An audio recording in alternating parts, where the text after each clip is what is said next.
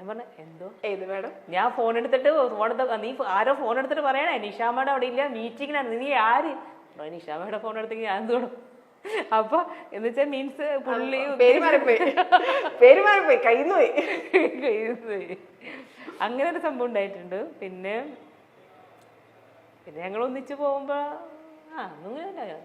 ഇന്ദ്രൻ ചേട്ടൻ, ജഗദീഷ് ചേട്ടൻ, അങ്ങനെ കുറെ വെറ്ററൻ ആയിട്ടുള്ള ആക്ടേഴ്സിന്റെ കൂടെ അഭിനയിച്ചിട്ടുണ്ട്. കൂടെ അഭിനയിക്കണം എന്ന് ഭയങ്കര ആഗ്രഹമുള്ള ആരെങ്കിലും ഉണ്ടോ? അതായത് നമ്മള് ശരിക്കാണ് ഇന്ന ആളുടെ കൂടെ ഒരു സിനിമ ചെയ്താൽ കൊള്ളാം നമ്മൾ അങ്ങനെ മനസ്സിൽ വിചാരിക്കുമല്ലോ, പ്രത്യേകിച്ച് ഈ ഫീൽഡിൽ നിൽക്കുമ്പോ. അങ്ങനെ വിചാരിക്കുന്നത് അങ്ങനെയൊന്നുമില്ല, ആരോടാണല്ലോ അഭിനയിക്കാം.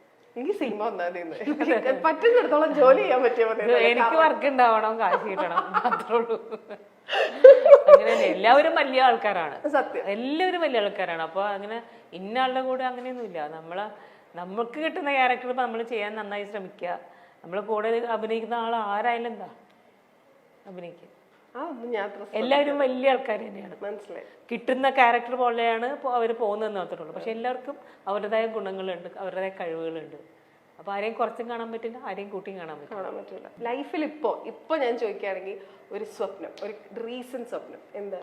ഭയങ്കര ആഗ്രഹിച്ച് നിൽക്കുന്ന എന്റെ കരിയറിലാണോ? കരിയർ വൈസ് ആണെങ്കിലും പേഴ്സണൽ വൈസ് ആണെങ്കിലും. പേഴ്സണൽ വൈസ് ഇഷ്ടം പോലെ ഉണ്ടാവുമല്ലോ. നമുക്കിപ്പോ നമ്മളെ കുട്ടികൾക്ക് നല്ല ജോലി വേണം, അല്ലെങ്കിൽ അവര് ഭയങ്കര വെൽ സെറ്റിൽഡ് ആവണം.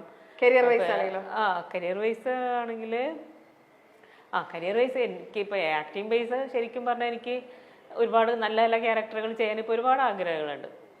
ഇപ്പോൾ ഡിഫറെൻ്റ് ആയിട്ടുള്ള ക്യാരക്ടർ ചെയ്യാൻ. ഇപ്പോൾ എഴുത്തോലയിൽ ചെയ്തതുപോലത്തെ ഒരു എഴുത്തോല എനിക്ക് ശരിക്കും ഭയങ്കര ഇഷ്ടപ്പെട്ട് ചെയ്തൊരു ക്യാരക്ടറാണ്.